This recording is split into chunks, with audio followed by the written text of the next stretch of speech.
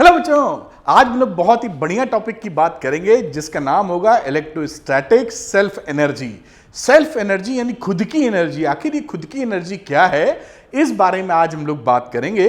और ये टॉपिक ज्यादातर आपके कॉम्पिटिटिव एग्जामिनेशंस के लिए है, बोर्ड एग्जामिनेशन में ये कोर्स में नहीं है। सीबीएसई बोर्ड एग्जाम्स की बात कर रहा हूं और कंपटीशन वाले बच्चे, नीट और जेई वाले जरूर इसको देखें और जो नॉलेज चाहते हैं बोर्ड वाले वो भी देखें। बहुत सारी बातें सीखने का इसमें मौका आपको मिलता रहेगा। खैर, बात को आगे शुरू करने से पहले छोटा सा रिमाइंडर कि इन वीडियो लेक्चर्स को आप सीरियल वाइज सीक्वेंस में देखिएगा, जिससे छोटे छोटे सारे कॉन्सेप्ट्स आपको क्लियर होते जाएं।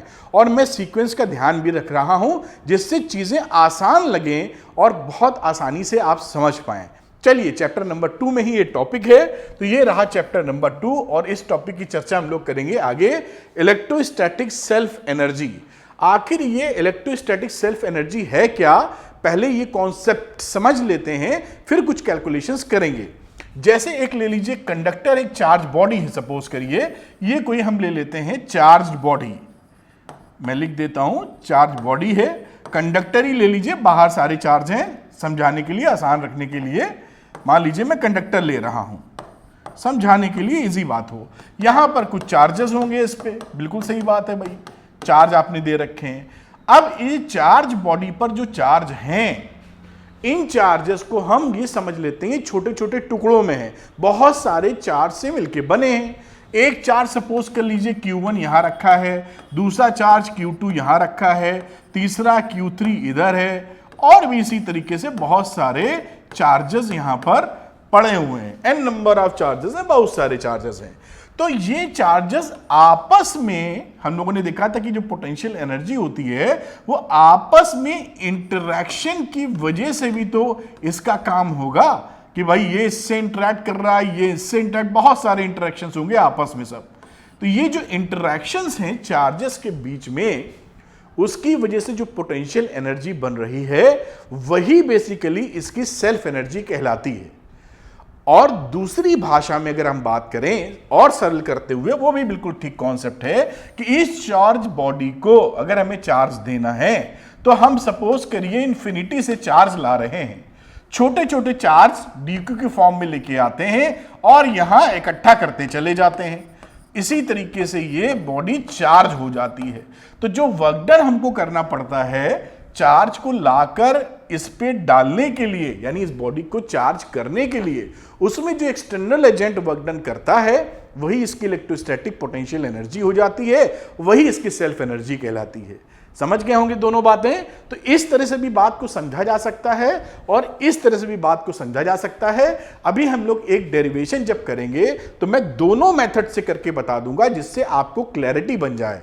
मोटे तौर पे समझने के लिए आसानी से, किसी चार्ज बॉडी को चार्ज देने के लिए अगर हम ये सोचें कि इनफाइनाइट से चार्ज लेके आ रहे हैं, उस पर धीरे धीरे दे रहे हैं, तो जो वर्क डन कर रहे हैं वही उसकी इलेक्ट्रोस्टैटिक पोटेंशियल एनर्जी हो जाएगी, सेल्फ एनर्जी हो जाएगी। इसी टर्म को हम लोग जो बात कर रहे हैं, जो वर्क डन में लगा है, इसी को हम क्या बोलते हैं, इलेक्ट्रोस्टैटिक।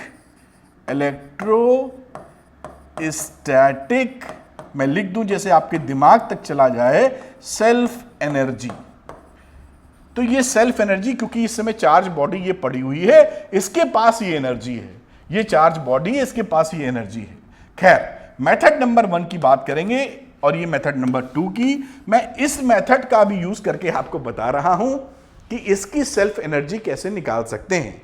अब देखिए, इनके बीच की इंटरेक्शन पोटेंशियल एनर्जी हमको निकालनी है।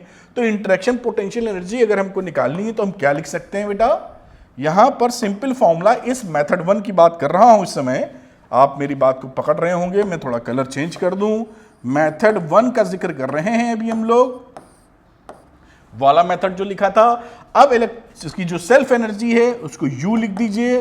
टोटल तो आप जानते ही हैं 1/4πε0 तो सब में आता ही आता है। अब Q1 से बनने वाले जितने जोड़े हैं सबको लिख दीजिए। यानी मैं क्या लिख दूंगा, Q1 से Q2 पेयर बनाते हैं ना इंटरेक्शन के लिए, R12। इसी तरह Q1 का लिख देंगे Q3 से R13। ऐसे ही गाड़ी चलती चली जाएगी। बात समझ में आई होगी, प्लस प्लस करके गाड़ी बन जाएगी। अब Q1 का Q2 से, Q1 का Q3 से, फिर एक टर्म आएगा बीच में, वो भी लिख देना जरूरी है, नहीं आप सोचेंगे वो कहाँ चला गया। मैं उस टर्म को दूसरे कलर से लिख देता हूं। यहां कहीं प्लस एक फिर से कर लीजिए, फिर वो इंटरेक्शन किससे चालू करेंगे, Q2 का। तो Q2 का Q3 से, है ना, फिर इसकी गाड़ी चलेगी, फिर जब इसकी गाड़ी कंप्लीट हो जाएगी सबसे, तो फिर Q3 स्टार्ट कर देंगे, Q3 का Q4 से, Q2 से, Q1 से, वगैरह वगैरह। इस तरीके से सारे पेयरों को जोड़ लेंगे, 1 का सबसे लेंगे, फिर 2 का सबसे लेंगे, फिर 3 का सबसे लेंगे। लिखने की इतनी आवश्यकता नहीं है, हम बात को बड़े सुंदर तरीके से समझ गए हैं।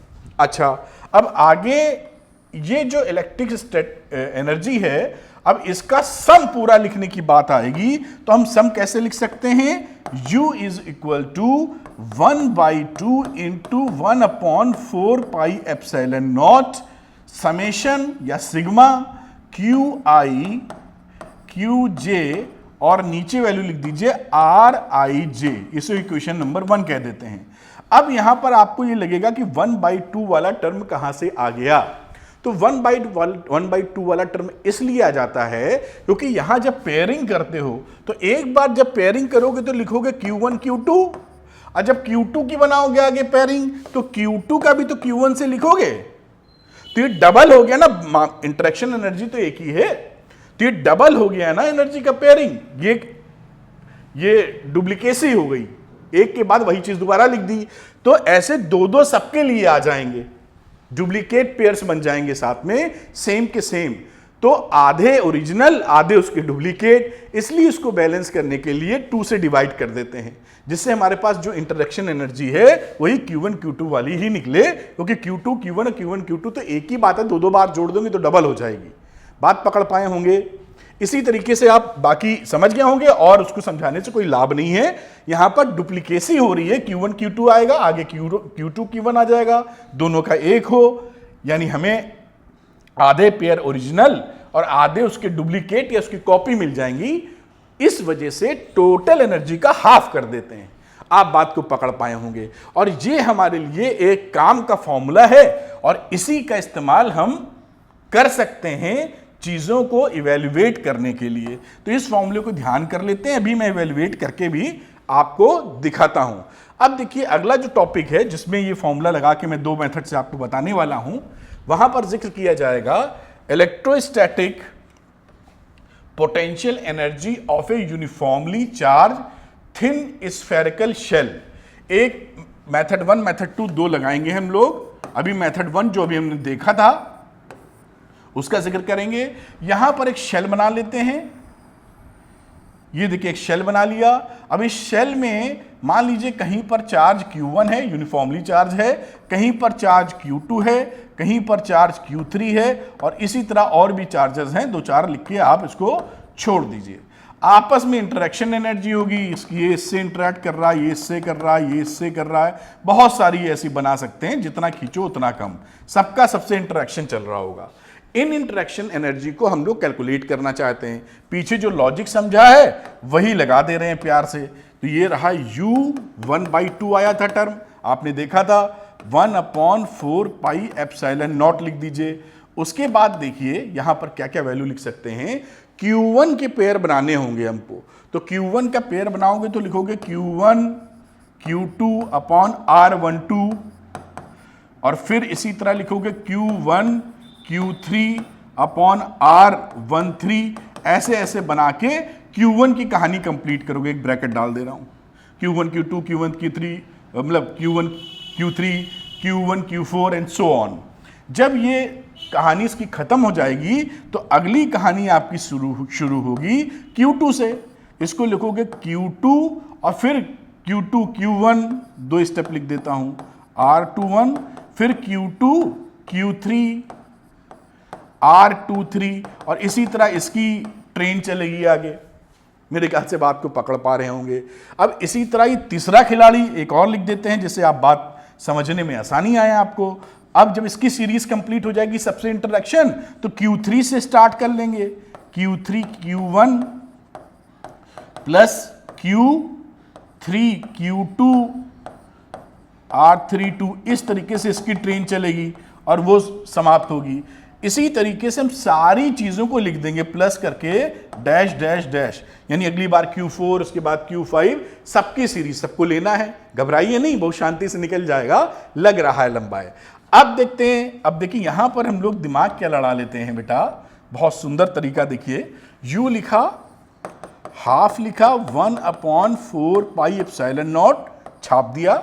अब यहां पर देखो पहले वाले में सब में Q1 है बेटा कॉमन, तो मैं ले लेता हूं पहले वाले में Q1 कॉमन, तो क्या बचेगा Q2/R12 प्लस Q3/R13, देख पा रहे हो, और इसी तरीके से इसकी ट्रेन चलती रहेगी, आगे लिख दो तो Q4/R14 एंड सो ऑन।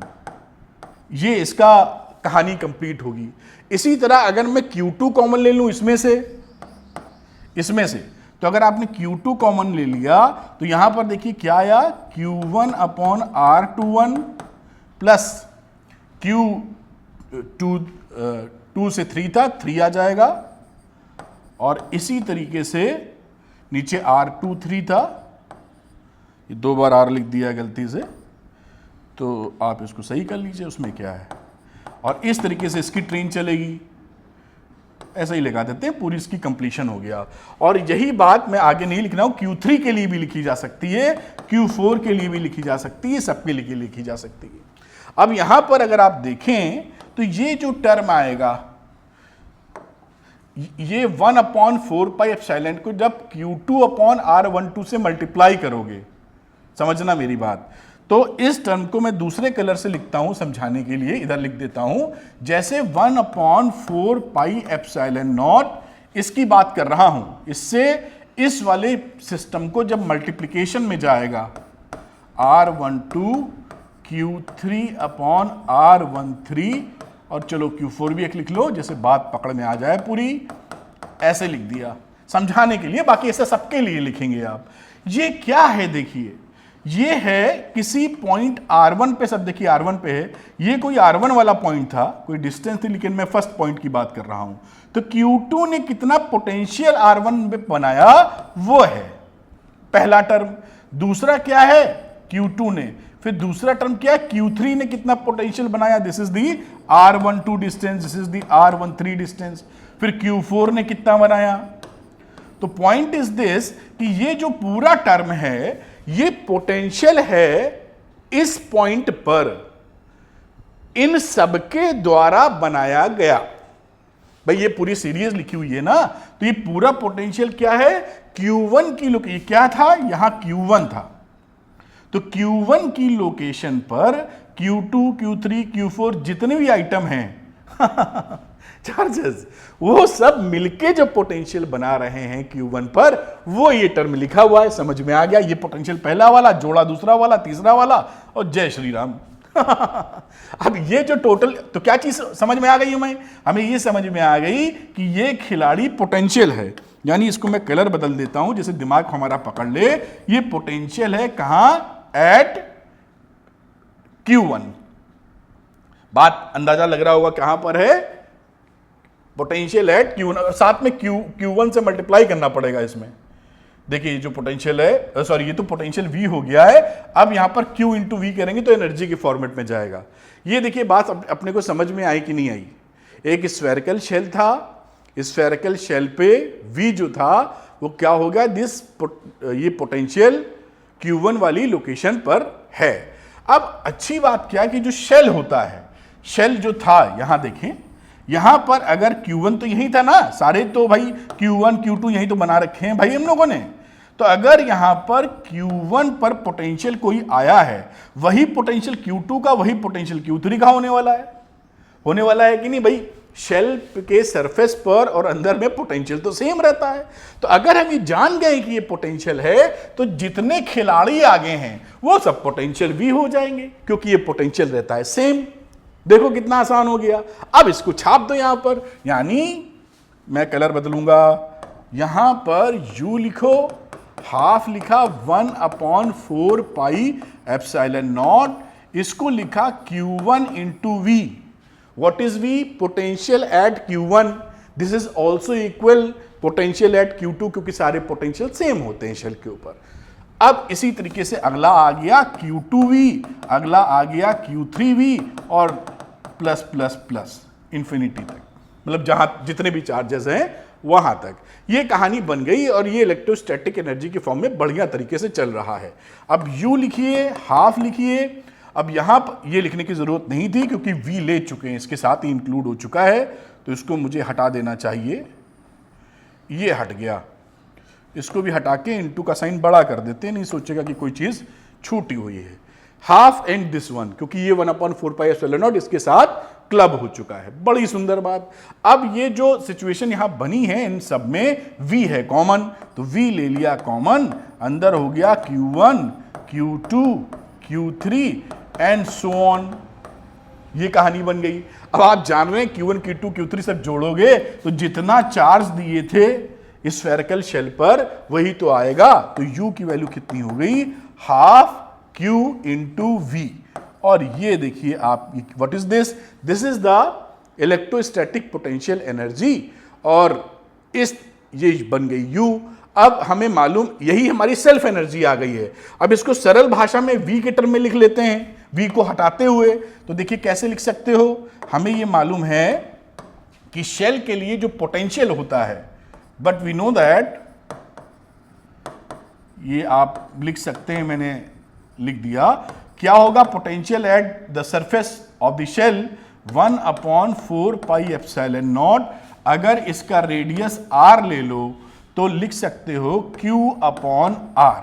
इसमें कोई दिक्कत नहीं, इस V को यहां पुट कर देते हैं। तो U लिखा, हाफ लिखा, Q तो है ही भाई, क्या करोगे, और V की जगह लिख दिया 1/4 पाई एप्सिलॉन नॉट Q/r। अब इसको थोड़ा और ऊपर ले जाएंगे, जो बड़ा बड़ा लिखें तो आपको दिखेगा आराम से। अब ये हो गया नीचे 1/8 और ऊपर Q², तो Q²/8 पाई एप्सिलॉन नॉट इंटू r। ये देखिए हमारा सेल्फ एनर्जी आ गई। यही इसी को बोलते हैं सेल्फ एनर्जी। भाई इसके पास जो इस समय एनर्जी है इलेक्ट्रोस्टैटिक सेल्फ एनर्जी, और ये इलेक्ट्रोस्टैटिक सेल्फ एनर्जी किसकी है? एक यूनिफॉर्म चार्ज शेल की, जिसका रेडियस आपने r लिया है और टोटल चार्ज आपको Q दिया, यूनिफॉर्मली चार्ज्ड है। मेरे ख्याल से बात पकड़ में आई होगी। ये था साहब मेथड नंबर 1 आ गया इससे। अभी दूसरा मेथड करेंगे इंटीग्रेशन लगा के, जहां पर हमने ये सोचा था कि dq चार्ज को हम लोग इंफिनिटी से लेके आके इस स्फेरिकल शेल को बनाने वाले हैं। तो चलिए फटाफट उसकी बात कर लेते हैं, जिससे कि अपना फंडा हो जाए क्लियर। तो मेथड नंबर 2 लिख देना चाहिए मुझे।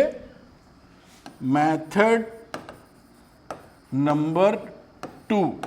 अब इसमें हम क्या लेके चल रहे हैं? हम ये मान के चल रहे हैं कि ये जो हमारे पास शेल है, जो चार्ज था, इसको हम dq इंफिनिटी पे था उसको ला के बना रहे हैं।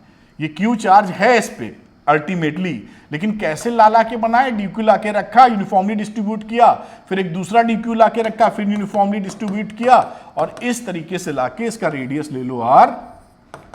तो ये आपकी कहानी इंटीग्रेशन वाले मेथड से बनाने की तरफ चल रहे हैं। अब हमें मालूम है कि potential at the surface of the shell क्या होता है? Potential at the surface of the shell, at the surface of the shell, तो उसको लिख सकते हो V is equal to 1/4 pi epsilon not Q/r। ये तो हो गया साहब जो अल्टीमेटली पोटेंशियल आपको मिलेगा। अब देखिए, अब ये जो कहानी मैंने लिखी है वो टोटल चार्ज होगा क्यों? ये किसी इंस्टेंट की बात है, एट एनी इंस्टेंट। तो ये कहानी क्या थी? एट एनी इंस्टेंट, किसी क्षण ये घटना थी कि उस पर Q चार्ज था और ऐसे ही dq और लेके आ रहे थे। टोटल चार्ज कितना देंगे हम लोग? Capital Q। अभी बात समझे, एक शेल है, शेल को dq ला के बना रहे हैं। एट एनी इंस्टेंट यहां पर Q चार्ज पहुंच चुका है, हम dq चार्ज लेके इसके ऊपर पहुंचा रहे हैं। जब हम इसको dq लेके चले थे उस समय क्योंकि Q चार्ज था, उसका potential surface on the shell ये रहा। अब वर्क डन कितना हुआ dq लाने में? तो work done in bringing dq charge. अब dq चार्ज लाएंगे तो dw कितना हो जाएगा बेटा? आप जानते हैं qv होता है, तो आप लिखेंगे v इंटू dq। तो v तो आप ये लिख देंगे जो हमारे पास है 1/4 pi epsilon naught q upon r। और आगे की बात कहाँ गया? dq भी लिखना है तो साथ में dq भी अटैच कर दीजिए। तो ये dw हो गया। अब ये dw है तो ऐसे ही घटना कहां पहुंचानी है? इसको इंटीग्रेट कर देना है 0 से लेकर q तक। तो इसको मैं इंटीग्रेट कर देता हूं, थोड़ा कलर बदल लूं जैसे दिमाग आपका चलता रहे। अगर मैं q लिखना चाहूं तो मैं इंटीग्रेट कर दूंगा इसको कहां से कहां तक? पूरे चार्ज को 0 से लेकर q तक। और ये वैल्यू हो गई 1/4 pi epsilon naught q upon r dq। क्या चीजें कांस्टेंट हैं? तो 1/4 पाई एप्सिलॉन नॉट कैपिटल और कांस्टेंट है, 0 से q, ये रहा q और इस q के साथ dq। आप जानते ही इसको इंटीग्रेट जब करेंगे तो इंटीग्रेट करने के बाद ये टोटल वर्क डन होना चाहिए। ये काहे को q लिखा हुआ है, तो यहां पर मैं ये टोटल वर्क डन आएगा। तो W की वैल्यू कितनी हो जाती है? वो हो जाएगी 1/4 पाई एप्सिलॉन नॉट r। और यहां इंटीग्रेट करेंगे तो q स्क्वायर अपॉन 2 आ जाएगा। ये जानते ही इंटीग्रेशन q स्क्वायर अपॉन 2, तो टोटल वैल्यू क्या बन जाएगी? q square upon 2। और यही वैल्यू हमारी क्या आ गई? q square upon 8 pi epsilon naught into r। और ये हमारा रिक्वायर्ड रिजल्ट है, जो वर्क डन एक्सटर्नल एजेंट यानी हमें जो करना पड़ा उसको बनाने के लिए शेल को, वही हमारी इसकी इलेक्ट्रोस्टैटिक सेल्फ एनर्जी हो गई। यही देखिए इंटीग्रेशन वाले मेथड से भी वही रिजल्ट आ गया जो पीछे हम लोगों ने कहानी समझी थी। कहानी दोनों समझिए क्योंकि पढ़ ही रहे नॉलेज के लिए कि बढ़िया मजबूती कॉन्सेप्चुअल लेवल पे हमें रहनी चाहिए। अच्छा, अब इसमें एक और बात समझी जा सकती है दूसरे केस के लिए कि मान लीजिए पूरा जो वॉल्यूम है, स्फेरिकल वॉल्यूम में चार्ज फैला हुआ है। अब वो तो शेल थी, ये शेल ना होके क्या हो गया है? पूरा एक स्फेरिकल वॉल्यूम है जिसमें यूनिफॉर्म चार्ज फैला हुआ है। इसकी सेल्फ एनर्जी क्या होगी ये हमको निकालना अगर है, तो इसकी सेल्फ एनर्जी भी हम लोग मेथड 1 यूज नहीं करेंगे, भी मेथड 2 इंटीग्रेशन वाला ही यूज कर रहे हैं और करके निकाल लेंगे। आप इसको आसानी से समझ पाएंगे। अब क्या करते हैं इसमें, सपोज करिए कि जो फाइनल हमें वॉल्यूम मिलना है वो फाइनल वॉल्यूम का रेडियस r और चार्ज q रहने वाला है फाइनली जब पूरा बिल्डअप कर देंगे। लेकिन हम बिल्डअप कैसे कर रहे हैं? हम तो भाई एक dq चार्ज लेके आ रहे हैं और यहां पर देखिए dq चार्ज लेके हम आए और छोटा सा स्फीयर बनाया, फिर दूसरा dq चार्ज लेके आए, फिर और चार्ज रखा तो ये और बड़ा हो गया, फिर तीसरा dq लेके आए तो साहब ये और बड़ा हो गया। ऐसे dq लाते जा रहे हैं। ऐसे लाते लाते सपोज करिए किसी इंस्टेंट पर, ये तो फाइनल था हमारा q और रेडियस r समझ लीजिए फाइनल सिचुएशन, लेकिन किसी क्षण पर एट एनी इंस्टेंट, मैं कहां लिख दूं, यही बना देता हूं, किसी क्षण पर आप यहां पहुंचे थे जहां इसका रेडियस r था और इस पे मिलने वाला चार्ज कितना था? q। अभी उस q की वैल्यू निकाल लेंगे कि कब की कहानी है? At any instant. किसी क्षण ये सिचुएशन थी कि हमारा रेडियस r बिल्डअप हुआ था, धीरे धीरे ये बड़ा करते करते r पे पहुंचा है और बड़ा करते करते कैपिटल R तक हम पहुंचा देंगे। और चार्ज कितना इस समय अभी पहुंचा पाए हैं? वो पहुंचा पाए हैं q। अब अगर यूनिफॉर्म चार्ज डेंसिटी है, यूनिफॉर्म वॉल्यूमेट्रिक चार्ज डेंसिटी है जिसे आप रो बोलते हो, तो अगर वो तो हो नहीं है तभी सवाल कर रहे हैं, तो यूनिफॉर्म वॉल्यूमेट्रिक चार्ज डेंसिटी, हमारी चार्ज डेंसिटी कितनी है बच्चों? वो है रो। इसका मतलब क्या होता है? पर charge on per unit volume, charge on per unit volume, एक वॉल्यूम पर कितना चार्ज है। अब यहां पर चार्ज के लिए तो इसका वॉल्यूम निकाल दो और रो से मल्टीप्लाई कर दो, हो जाएगा खेल खत्म। तो चलिए साहब, इसका तो वॉल्यूम आप जानते ही 4/3 पाई आर क्यूब होता है। तो इसको मैं थोड़ा ऊपर करता हूं और यहां जो Q की वैल्यू है उसको मैं लिखना पसंद करूंगा रो, क्योंकि एक वॉल्यूम पे चार्ज होता है, इंटू 4/3 पाई आर क्यूब। तो ये टोटल चार्ज निकल आया भाई इस वाले गोले पर। अब रो को आप उससे एसोसिएट कर लीजिए टोटल चार्ज से। तो रो की कहानी क्या थी? रो का मतलब होता है जितना चार्ज दिए हो उसके वॉल्यूम से डिवाइड कर मारो, 4/3 पाई कैपिटल आर क्यूब। ये volumetric charge, uniform volumetric charge density थी। उसका इस्तेमाल यहां कर लेंगे। इस रो को नहीं चाहते हैं हम, क्यू के टर्म्स में आंसर चाहते हैं। तो लिख दो भाई, क्या उसमें समस्या है? तो Q upon 4/3 pi capital R cube into बहुत सुंदर 4/3 पाई आर क्यूब। अब ये 4/3 तो देखो निपट गया ऐसे ही। वैल्यू क्या बनी? बहुत सुंदर सी आसान सी वैल्यू बनी, capital Q upon r cube into small r cube. ये Q की वैल्यू आ गई। अब Q की वैल्यू आ गई तो पोटेंशियल एट द सरफेस इस समय कितना है? देखिए कितना आसान है ये सब। पोटेंशियल एट द सरफेस, तो पोटेंशियल एट द सरफेस इस समय कितना है? वो तो बहुत सरल है लिखना, V करके लिखते हो 1/4 pi epsilon naught. Q charge था और रेडियस R था, तो 1 Q अपॉन R मेंशन कर दीजिए, कोई तकलीफ नहीं है इसमें। अब इसमें आगे की बात, Q को चाहो तो कैपिटल Q के फॉर्म में निकालें, वो लिख दो, चाहो क्या करना ही पड़ेगा 1/4 pi epsilon not. Small q को वहां से पुट कर दीजिए इंटू 1/r, और Q की value Q upon r cube into r cube. ये देखिए वैल्यू यहां लिख दी।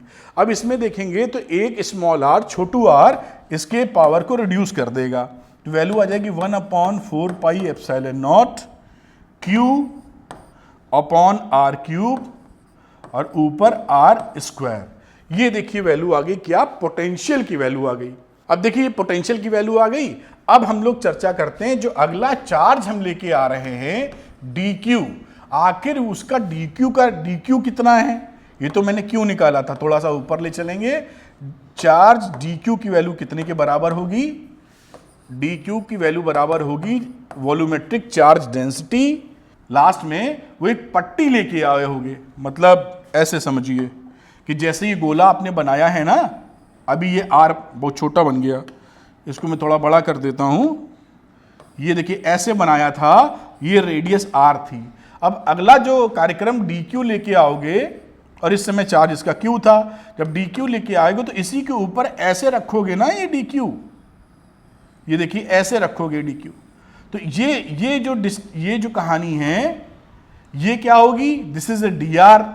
भाई यही तो dr बढ़ रहा है इसकी वजह से। तो इसका वॉल्यूम क्या होगा? जो ऊपर वाला आपको सरफेस दिख रहा है, जो एक पट्टी सी दिख रही है बैंड सी, वो होगी 4 pi r square surface area into height या डिस्टेंस जो बोलते हैं इंटू dr। ये इसका वॉल्यूम होगा। किसका? इस स्ट्रिप का या इस पट्टी का। पूरे का तो निकाल ही चुके थे, पूरे की बात अलग है। पूरे का मतलब जिस पे चार्ज Q था, इस पट्टी की बात कर रहे हैं, और इसी पट्टी पर चार्ज हमारा dq है। भाई इसी पे चार्ज तो dq है पट्टी पर। तो रो लिखा, और रो के बाद 4 pi r square into dr। ये देखिए वॉल्यूम, ये dq का चार्ज का वैल्यू आने वाला है। आप कुछ वैल्यू पुट कर दीजिए। रो हमने देखा था, रो की वैल्यू कितनी थी? ये लिख दीजिए 4 पाई आर स्क्वायर dr, और रो यहां कहीं निकाला है, रो लिखा है Q upon 4/3 pi r cube by total charge upon total volume. और इससे हमारा dq किया जाएगा, यहां dq की वैल्यू लिखें तो 4 वगैरह कैंसिल हो जाएगा, आ जाएगा 3Q upon r cube into r square into dr। ये देखिए यहां पर अभी ये 4 पाई आर स्क्वायर, 4 से ये 4 गया कट, पाई से ये पाई गया कट, तो ऊपर वैल्यू आ गई, ये 3 ऊपर चला गया, तो 3Q आर स्क्वायर dr और नीचे रह गया r क्यूब। ये देखिए हमारा dq निकला यहां से, बात पकड़ में आई होगी। अब dq भी निकल गया, अब वर्क डन निकालने की बारी आ गई। इसको थोड़ा सा और ऊपर लेके जाएंगे और वर्क डन क्या रहा, हम जानते हैं कि जो वर्क डन हमारे हाथ में dw मिलेगा वो v इंटू डी मिलेगा, इसीलिए हमने dq और इसीलिए ये पोटेंशियल हमको चाहिए था। तो ये पोटेंशियल की वैल्यू मेंशन कर दो, 1/4 pi epsilon naught Q r square upon r cube into d Q, और डी क्यू की वैल्यू हो गई 3q upon r cube into r square d r. देखिए ये वैल्यू हमारी डी डब्ल्यू की हो गई। अब इसको आप डी डब्ल्यू के लिए 0 से r तक, क्योंकि फाइनल r रेडियस बन रहा है, इंटीग्रेट कर दो, काम हो गया खत्म इसका। अब यहां पर मैं इसको टोटल वर्क डन निकालने जा रहा हूं, तो इंटीग्रेट कर दूंगा कहां से कहां तक, जो कांस्टेंट है वो बाहर लिख लेते हैं पहले, नहीं एक स्टेप और बढ़ाना पड़ेगा इसमें। तो वैल्यू आ गई, देखिए 3 यहां ले लो, तो अभी मैं लिख देता हूं 3q और 4 पाई एप्सिलॉन नॉट r की पावर 3q स्क्वायर हो जाएगा, r और ये 1/r की पावर 6 हो जाएगा, और यहाँ r की पावर 4 है, dr है, 0 से लेके r तक हमको इंटीग्रेट करना है। इसको ध्यान से देखिए, 3q square upon 4 pi epsilon not r की पावर 6, 0 टू r की पावर 4, हमें इसको इंटीग्रेट कर देना है। बहुत सरलता से इंटीग्रेट हो जाएगा, 3q square upon 4 pi epsilon naught into r by r की पावर 6, r की पावर 5 का इंटीग्रेशन आपको पता ही है, r की पावर 4 का r की पावर 5/5, r रखोगे वैल्यू तो ये वैल्यू आ जाएगी r की पावर 5/5, आसानी से, बिल्कुल टेंशन फ्री।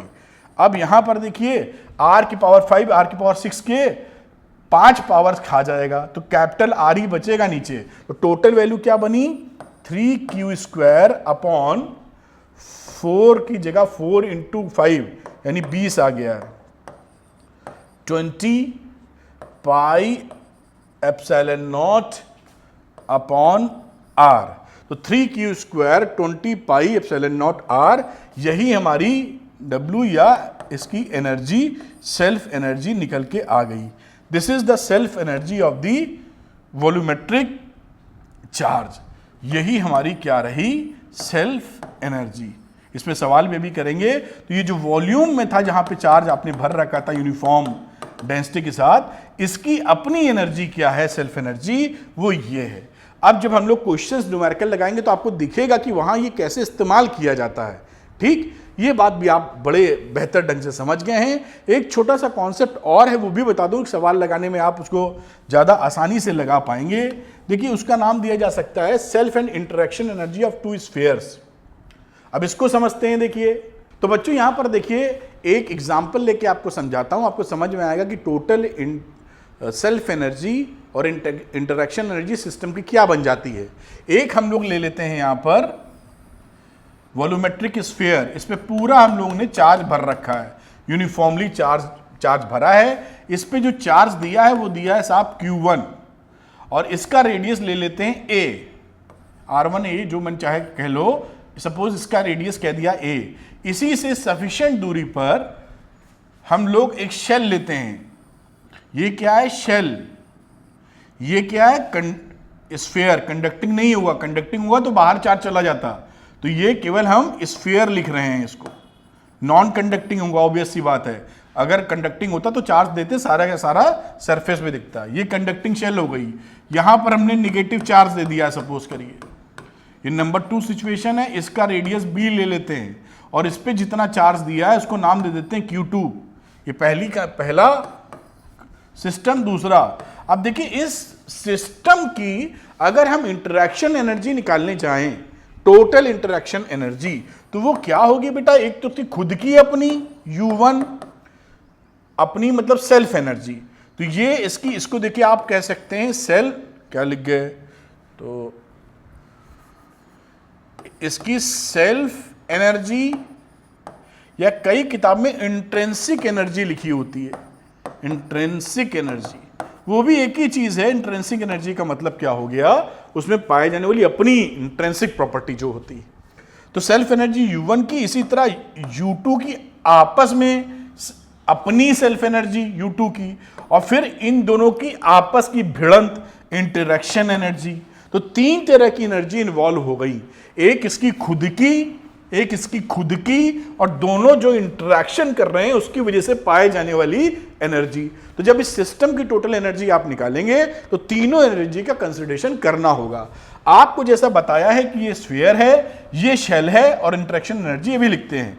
अब इसको आगे चलते हैं। अभी हम लोगों ने देखा है कि 1 नंबर स्फीयर था, स्फीयर का फॉर्मूला क्या था, 3q1 स्क्वायर अभी निकाला है, 20 pi epsilon naught into r यानी ए। तो ये पहली U1 आ गई, बात पकड़ में आई।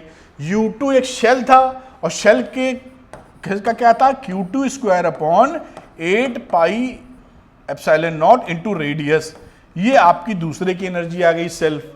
तीसरे के लिए लिखते वक्त हम क्या ट्रीट कर लेंगे इन दोनों गोलों को, क्योंकि ये सफिशिएंट दूरी पर हैं कि behaving just like a point charge. तो ये एक पॉइंट चार्ज, ये एक पॉइंट चार्ज, और दोनों की एनर्जी कितनी होती है वो हमें पता है। तो हम इसको लिख देंगे 1/4 pi epsilon not Q1 Q2 यानी माइनस, क्योंकि इस पर माइनस चार्ज था, Q1 Q2 अपॉन इन दोनों के बीच का डिस्टेंस। मान लेते हैं कि इनका डिस्टेंस आपस में सेंटर टू सेंटर L था, तो वो L लिख देंगे। इस तरह से आप पूरी टोटल इंटरेक्शन एनर्जी निकाला करेंगे। ये इसलिए बताया कि सवाल लिए हैं एक आधे महीने ऐसे, तो आप वहां ये क्लिक करेगा आपको, और इंपॉर्टेंट कॉन्सेप्ट है। तो चलिए 2 3 4 न्यूमेरिकल लगाते हैं जिससे पूरी बात हमारी कंप्लीट हो जाए। तो आइए पहला सवाल देखते हैं, और पहला सवाल हमारे सामने क्या है, क्वेश्चन ए स्फेरिकल मेटल बॉल। देखिए हमेशा ध्यान दीजिएगा, यहां बच्चे गलती कर सकते हैं। देखिए एक स्फेरिकल मेटल बॉल, अभी बताता हूं, of radius r has charge q on it. There is एक है, मैं बना दूं डायग्राम, एक मेटल बॉल है, मेटल बॉल कंडक्टिंग बॉल होती है, तो यहां पर लिख देता हूं मेटल बॉल कंडक्टिंग होगी मेटल, ये आप जानते ही हैं, इसका देखिए इंपॉर्टेंस है। There is another identical ball, इस पे चार्ज भी दे रखे हो q और रेडियस दे रखा है r। अब इसी के जैसा आइडेंटिकल बॉल दूसरा एक लाते हैं, एट लार्ज सेपरेशन, दूर है कहीं, ऐसे ही सेम बॉल बना दीजिए, वो भी मेटल ही हो गई क्योंकि आइडेंटिकल है, मेटल बॉल। आप बात को समझ रहे हैं। फिर क्या क्या, दिस बॉल इज न्यूट्रल, अभी इस पे कोई चार्ज नहीं है, न्यूट्रल है। अब उसके बाद now the 2 balls are connected using a metal wire. अब इसमें से इन दोनों को हमने एक मेटल वायर से जोड़ दिया है। अब मेटल वायर से जोड़ दिया है, इस पे चार्ज नहीं, इस पे पोटेंशियल है, इस पे पोटेंशियल नहीं है, तो पोटेंशियल डिफरेंस की वजह से चार्ज फ्लो करना शुरू कर देंगे।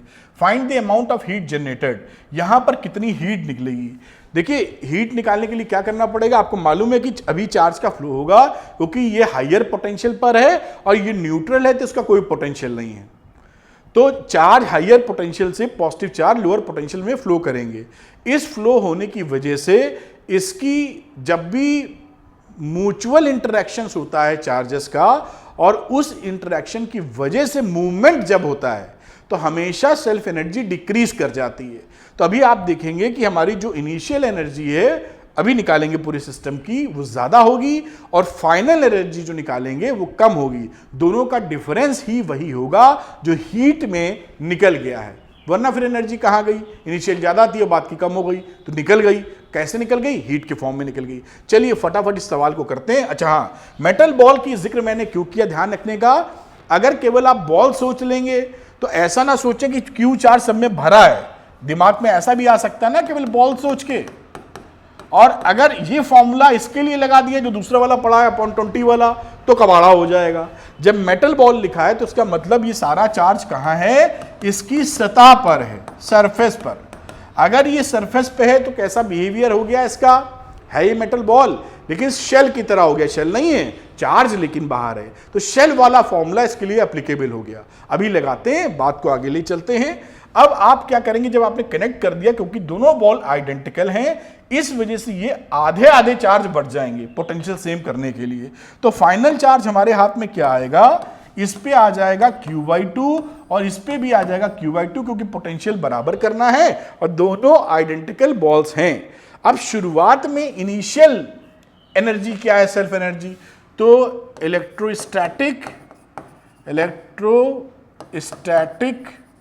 सेल्फ एनर्जी ले रहे हैं, पूरे सिस्टम की ही समझ लीजिए, उस पर कुछ थी ही नहीं क्योंकि चार्ज ही नहीं था।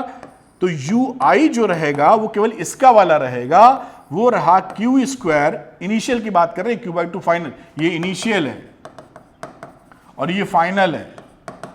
मैं सारी चीजों का ध्यान रखना चाह रहा हूं, जिससे जो कड़ी मेहनत मैं आपके लिए और आप कड़ी मेहनत जो अपने लिए कर रहे हैं, उसका रिजल्ट आके ही रहे। खैर, वापस Q² की बात हो गई, जो थी अपॉन 8πε0 और रेडियस था r, तो r ये इनिशियल एनर्जी हो गई, इसकी पूरे सिस्टम की है बेसिकली, उसमें थी ही नहीं। अब फाइनल एनर्जी क्या हुई, थोड़ा सा ऊपर करना होगा भाई। अब फाइनल एनर्जी के लिए UF लिख देते हैं, मुद्दा समझे हुए हो। अब इस पे भी चार्ज है Q/2 और इस पे भी चार्ज है Q/2, दोनों पे चार्ज है, तो एक की एनर्जी निकालते हैं और 2 से कर देंगे मल्टीप्लाई, या दोनों की जोड़ मारो, जो तुम्हारी इच्छा हो। तो इसको किया Q/2 का स्क्वायर, यही कहानी, और नीचे रहा 8πε0 इंटू r। अब ये 2 थी तो इसको 2 से कर दिया मल्टीप्लाई, ये 2 बार जोड़ दो, तो वैल्यू हो गई Q² अपॉन, ये काटोगे तो 4 और 4 चौक 16 आ जाएगा, तो 16πε0 r। ये इनिशियल यहां, फाइनल यहां, घटा मारते हैं। मैंने भी बताया था कि अगर म्यूचुअल इंटरेक्शन है और म्यूचुअल इंटरेक्शन की वजह से कोई मूवमेंट हो रहा है, तो हमेशा पोटेंशियल एनर्जी, इसकी सेल्फ एनर्जी ड्रॉप कर जाएगी। तो यहां पर ΔU निकालें, या हीट जनरेशन जो होगा, हीट रिलीज्ड लिख देता हूं, अमाउंट ऑफ हीट रिलीज्ड, वो होगा UI माइनस UF। आप देख ही रहे हैं 8 से 16 हो गया तो घट ही गया है, तो Q² upon 8πε0 r minus Q² upon 16πε0 r। अब इसको आप घटाएंगे तो सिंपल सी बात है, आ जाएगा Q² upon 16πε0 into r positive में, और यही अमाउंट ऑफ हीट है जो कि रिलीज हो रहा है। अब इसको मैं ऊपर से दिखाता हूं, आप इसको शानदार तरीके से छाप मारिए, और मैं कोशिश यही करता हूं कि किसी भी तरह का कोई कंफ्यूजन आपको ना रहे, क्योंकि ये वीडियो आपके सामने जाते हैं तो आप सवाल तो नहीं पूछ पाएंगे। एज ए टीचर मैं इन छोटी छोटी बातों पे ध्यान रख सकता हूं कि बच्चे के दिमाग में क्या क्या आ सकता है, नोट कर लेता हूं या दिमाग में ले आता हूं। जैसे ये मेटल बॉल वाली बात थी, किसी बच्चे के दिमाग में ये बात नहीं है तो क्या घटना हो सकती, इधर समझाई, अब बाकी बातें और, इसको मैं हट जाता हूं, इसको आप नोट करें। फिर अगला सवाल लेंगे, वो भी बहुत बढ़िया सवाल है, बहुत सरल सवाल है। ये नोट पॉज किया है वीडियो और आपने नोट किया है, और ये यहां पर ये सवाल खत्म हो जाता है। चलिए अगला न्यूमेरिकल देखते हैं, बहुत आसान, आप 100% कर लेंगे। अब देखते हैं इसको, a spherical shell of radius r1, एक स्फेरिकल शेल है, बना दो फोटो r1। ये फोटो रहती है, इसके ऊपर फोटो बनाने में डर लगता है क्योंकि कहीं कुछ गड़बड़ हो गई तो ये डिलीट हो जाता है पूरा, इसका मैं कोई जुगाड़ ढूंढ नहीं पाया हूं अभी।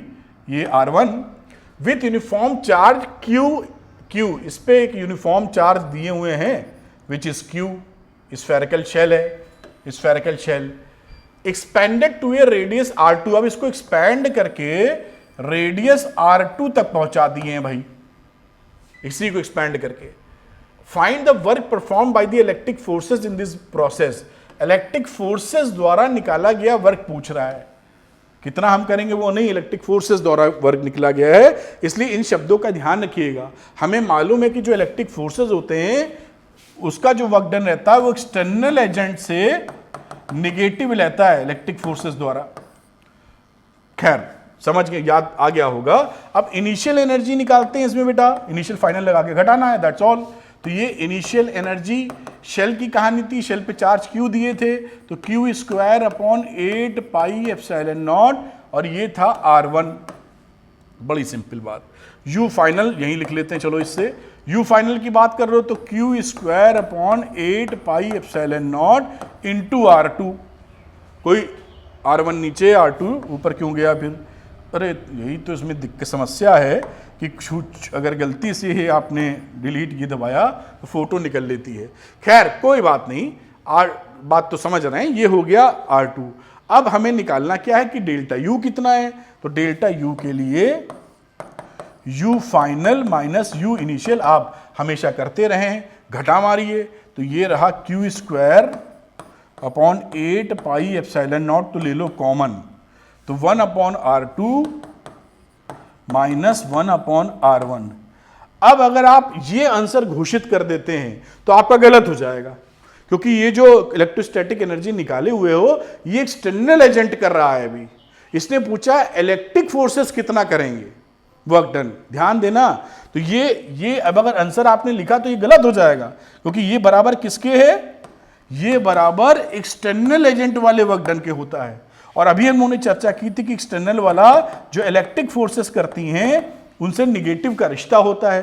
तो अगर हमें WE लिखना है, यहां पर हम क्या लिख सकते हैं, WE is equal to minus W external, तो मुझे माइनस साइन के साथ माइनस डेल्टा U लिख देना चाहिए, और माइनस साइन यहां लगा दीजिए, आप काम खत्म हो जाएगा। जब आप माइनस साइन लगाएंगे तो क्या वैल्यू हो जाएगी, Q square upon 8 pi epsilon not 1 upon, यहां पर माइनस साइन के साथ minus Q square upon 8 pi epsilon not 1 upon R2 minus 1 upon R1, ये आंसर आप कह सकते हैं। तो देखिए इस तरह से ये सवाल भी हो जाएगा, इसको भी मैं आपको दिखा दे रहा हूं, उसको भी नोट कर लें, ये सब अच्छे सवाल हैं, एग्जाम में आएंगे, एग्जाम का मतलब कॉम्पिटिटिव एग्जाम में, तो बहुत अच्छे से आप कर पाएंगे। तो खैर क्वेश्चन तो वहीं से देखना होगा पहले आपको, ये सोल्यूशन नोट कर लीजिए आप, फिर अगला सवाल करते हैं, वो और बेहतर सवाल के रूप में आएगा। ये देखिए ये सवाल यहाँ ख़त्म हो जाता है। खैर चलिए आगे की बात करते हैं। आगे देखिए ये क्वेश्चन है आपके लिए, ये भी बहुत आसान है और आप इसको बड़े प्यार से आसानी से, थोड़ा ध्यान दीजिए, हो जाएगा। A spherical shell of radius R1 with a uniform charge Q has a point charge Q naught at its centre. अब ये कोई इधर बनाता हूं डायग्राम, ये है और यहां सेंटर पर Q नॉट चार्ज रखा गया है, और इसका जो स्फेरिकल शेल है जिसकी रेडियस दिखाई गई है R1 with uniform charge Q, और इस पे चार्ज कितना है साहब, Q चार्ज है, has a point charge Q naught at its centre, find the work done performed by the electrical forces during the shell expansion from radius R1 to radius R2। तो R1 से R2 ले जाना है, तो suppose हम यहां तक R2 तक यहां तक पहुंचेंगे, ऐसा हम कर रहे हैं। फिर वही कहानी निकालनी है कि जो शुरुआत की सेल्फ एनर्जी थी वो निकालो, और उसके बाद फाइनल की निकालो, घटा मारो। जो शुरुआत की एनर्जी है वो कितनी है, इनिशियल, मतलब U इनिशियल की बात करें तो U इनिशियल में क्या हो जाएगा, सेल्फ की potential energy of the shell, shell की जो खुद की पोटेंशियल एनर्जी है, शेल की पोटेंशियल एनर्जी जो है सेल्फ वाली खुद की, दूसरी interaction energy of the shell and a point charge, plus interaction वाली energy between shell and point charge, इसकी जो एनर्जी है दोनों के इंटरेक्शन की वजह से, बात पकड़ में आ रही होगी। तो यहां पर बेटा शेल की सेल्फ एनर्जी हो गई, साथ में इंटरेक्शन बिटवीन Q नॉट और शेल के बीच का, और तीसरा अगर सेल्फ एनर्जी की बात करें तो मैं लिख देता हूं ऐसे ही कि सेल्फ एनर्जी Q नॉट की ले लो, कोई भी होती होगी, हमें लेना है डिफरेंस, तो इसमें कोई भेदभाव हुआ नहीं है, ये तो निपटी जाएगा सेल्फ एनर्जी में, बात पकड़ में आ रही होगी। अब इसको लिख लेते हैं, इसको ऐसे ही लिखे रहने देंगे। इस सेल्फ एनर्जी को क्या लिख दोगे, Q स्क्वायर अपॉन, क्योंकि ये बदल जाएगी ना, बड़ा शेल हो जाएगा तो इसमें बदलाव होगा, 8 पाई एप्सिलॉन नॉट, और इस समय कितना है, R1 था या क्या था, R1, ये R1 ले लेते हैं, एक R1 ले लेते हैं। अब आगे चलते हैं, इसमें interaction energy between shell and point charge, तो दोनों को कैसे पॉइंट चार्ज ट्रीट कर लो अगर, तो Q into Q naught upon 4 pi epsilon naught into r, है ना। ये क्यू नॉट यहां सेंटर पे रखा है और क्यू चारों तरफ ऐसे फैला हुआ है, तो हम लोग इन दोनों की इंटरेक्शन एनर्जी क्या ले लेंगे, Q into Q naught 1/4 pi epsilon naught upon r करते हुए ये एनर्जी इसकी होगी। देखिए कैसे इसको समझा जा सकता है, इस क्यू नॉट की वजह से यहां पाया जाने वाला जो पोटेंशियल होगा उसको लिख सकते हो 1/4 pi epsilon naught Q naught upon r, और ये क्यू फैला हुआ है यहां पर हर जगह यूनिफॉर्मली, तो आप जानते हैं Q into V total work done होता है, तो जैसे ही इसको क्यू से मल्टीप्लाई करोगे क्योंकि सिमेट्रिसिटी है तो Q into Q naught upon r इसको लिखा जा सकता है, वही यहां लिख दिया है। बात मेरे ख्याल से आप पकड़ पाए होंगे। तो initial potential energy of the system ये हो गई। फाइनल निकाल लेते हैं और फाइनल यूएफ लेके चलते हैं। और अच्छा यहां पर एक टर्म और आ जाएगा जो मैं सेल्फ क्यू नॉट लिख देता हूं, ये कट जाएगा अभी तो उसको पड़े रहने देते हैं। यूएफ की बात कर दें तो यूएफ में क्या करोगे, final potential energy of the system, तो एक तो वैल्यू हो जाएगी ये जो शेल है जो बढ़ के यहां पहुंच गई है उसकी एनर्जी क्या रही, वो रहा Q square upon 8 pi epsilon naught into R2, ये शेल बढ़ गई ना यहां तक, प्लस इसकी और इनके बीच की इंटरेक्शन एनर्जी, तो वो रहा Q into Q naught upon 4 pi epsilon not, यहां पे था R1 तो यहां आ गया देखिए R2। ये भी बात पकड़ में आई होगी। और साथ में लिख देते हैं सेल्फ क्यू नॉट अगर कुछ है तो, जो भी है।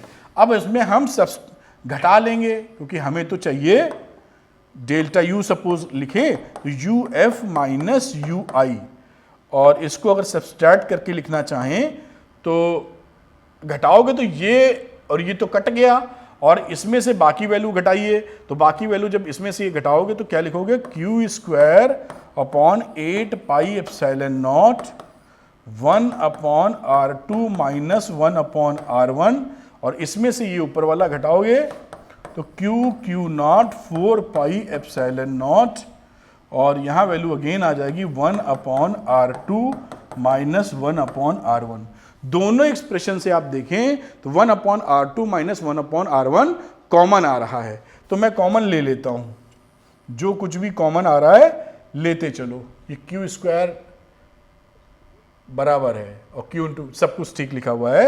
अब यहां पर डेल्टा यू की बात करूं तो जो चीजें कॉमन आ रही है उसको बाहर ले लेते हैं, 1/R2 माइनस 1/R1 ले लो बाहर, और अंदर क्या बचा, Q square upon 8 pi epsilon not plus Q not 4 pi epsilon not. ये सब भी कॉमन आ जाएगा, जब लेना होगा तो हम लोग ले लेंगे, कोई परेशानी इसमें नहीं है। अब जो पॉइंट समझना था कि इलेक्ट्रिकल फोर्स द्वारा वर्क डन निकालना है, तो अभी आपको समझा चुके हैं एक्सटर्नल वाला माइनस इलेक्ट्रिकल होता है, तो इलेक्ट्रिकल फोर्स निकालोगे तो लिखोगे माइनस डेल्टा यू, तो माइनस डेल्टा यू करोगे तो ये साइन इसका पलट दो या माइनस साइन के लिए लिख दो, ये वैल्यू निकाले हैं। तो यहां पर क्या लिख देंगे, 1/R1 माइनस 1/R2, बदल गया साइन देखिए, और यहां पर आप कॉमन ले लो कुछ, 1/4 पाई एप्सिलॉन नॉट कॉमन आ रहा है, ऊपर Q कॉमन आ रहा है, तो Q कॉमन लिए तो Q बचा अपॉन 2 बचा, और यहां पर शायद Q नॉट बचा, शायद क्या बिल्कुल ठीक लिखा हुआ है, तो Q not plus Q upon 2, Q upon 4 pi epsilon not, R1 minus R2 आ गया। इसको उलट पुलट के जितना सरल लगे वो लिख सकते हैं। This is your answer. इस तरह से ये एक अच्छे सवाल है जो आप लगाना सीख जाएंगे, कमाल, मतलब हिला नहीं सकता आपको कोई। खैर इसको नोट कर लीजिए, इसीलिए कोई चीज मैं छोड़ नहीं रहा हूं, सारे टॉपिक्स कवर किए जाएंगे। पूरा नीट और जेई की जो प्रिपरेशन आप कर रहे हैं, पूरी तौर पर क्लैरिटी, कॉन्फिडेंस और मक्खन लगनी चाहिए फिजिक्स। नोट कर लीजिए, पॉज करके आगे इसको आगे ले जाते हैं, यहां तक देखिए, बहुत आसानी से आप समझ पाएंगे और सवाल को निश्चित तौर पे कर पाएंगे। एक सवाल मैं और लेता हूं इसका बिल्कुल मजबूती के साथ, तो ये रहा अगला एक सवाल। अब इसमें देखिए, इसको भी हम लोग करने की कोशिश करते हैं। तो बच्चों देखते हैं इस इंटरेस्टिंग क्वेश्चन को, और देखिए इसमें भी मजा आएगा आपको, है बहुत आसान। यहां पर देखिए लिखा है, a metal ball of radius a मैं थोड़ा बड़ा डायग्राम बना दूं, वैसे तो आपको दिख रहा होगा लेकिन फिर भी, ये एक मेटल बॉल ले लिया है मैंने ए, ये मेटल बॉल है, कैरीज चार्ज क्यू, इस पे चार्ज कितना है प्लस क्यू, क्यू लिखने का मतलब प्लस, ऐसे लिख देता हूं मैं कुछ चार्जेस दिखाते हुए, और इस पे क्यू चार्ज है, बहुत अच्छी बात। एक grounded metal shell of radius b, b is greater than a, is concentric to the ball, एक इसी के सेंटर को साथ लेते हुए एक हम लोगों ने मेटल शेल बनाई, और इस मेटल शेल की ग्राउंडिंग कर दी है, अर्थिंग, और find the electrostatic potential energy of the system of the two spheres. ठीक है साहब, अभी निकाल देंगे, बहुत आसानी से भी निकल जाएगा। अब जो मैंने पहले सवाल कराए थे आपको प्रीवियस वीडियो में, वो अगर ध्यान कीजिए, नहीं देखा तो देखिए, आप देख लीजिए, इसके लिंक्स वगैरह आपको बराबर मिलते रहेंगे हर जगह।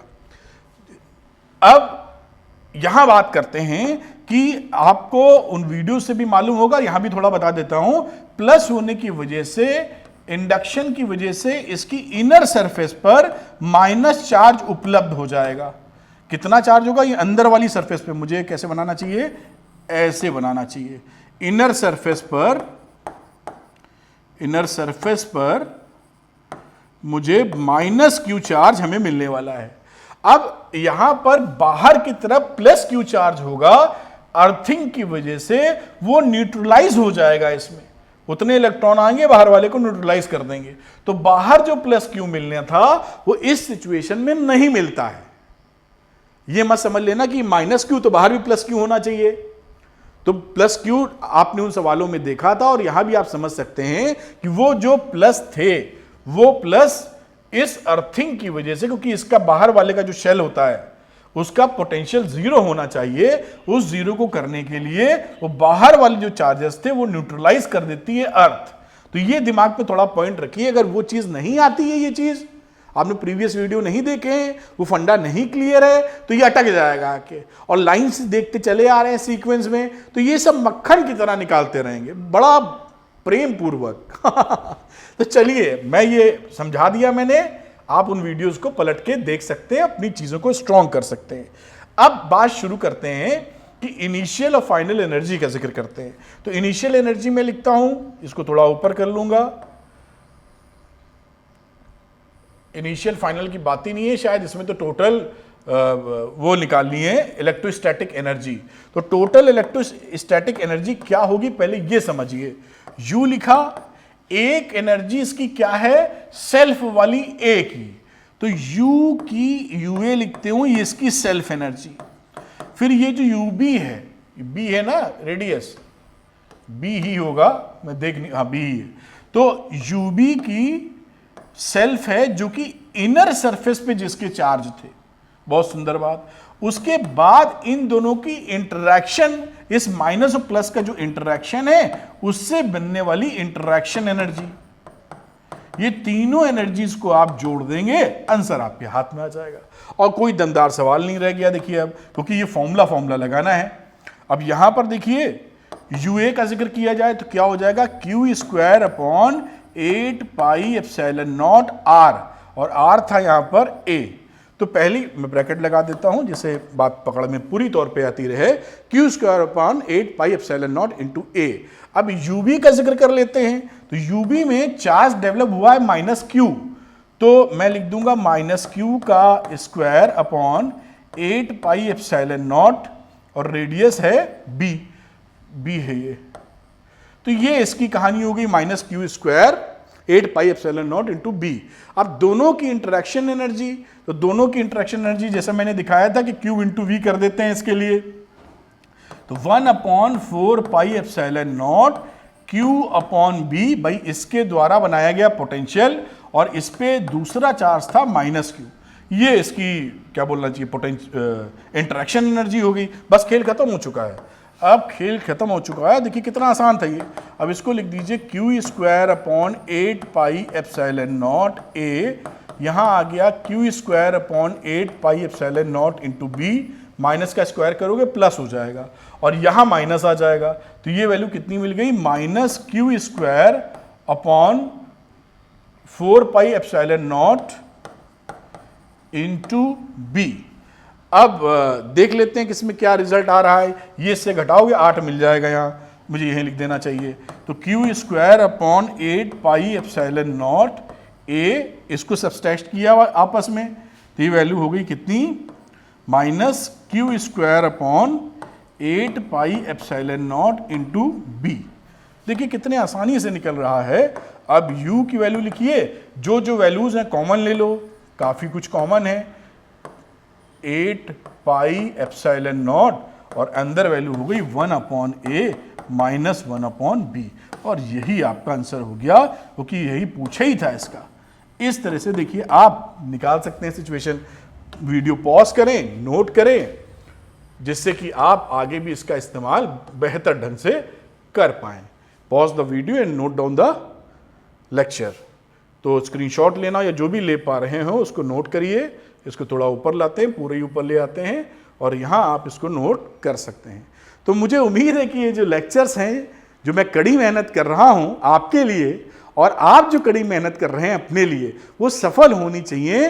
तभी आपकी मुस्कुराहट रहेगी और आपकी ही मुस्कुराहट में मेरी मुस्कुराहट रहेगी। Thank you very much, wish you all the best, God bless you. बस ध्यान रखिएगा, ये वीडियोस सीरियल और सीक्वेंस वाइज देखने हैं, जिससे चीजें बहुत सरल लगे आपको, कहीं कोई प्रॉब्लम ना दिखे, कॉन्सेप्ट बिल्कुल मक्खन की तरह आसान है। फिजिक्स सारे सवाल कर लेंगे। Thank you, wish you all the best.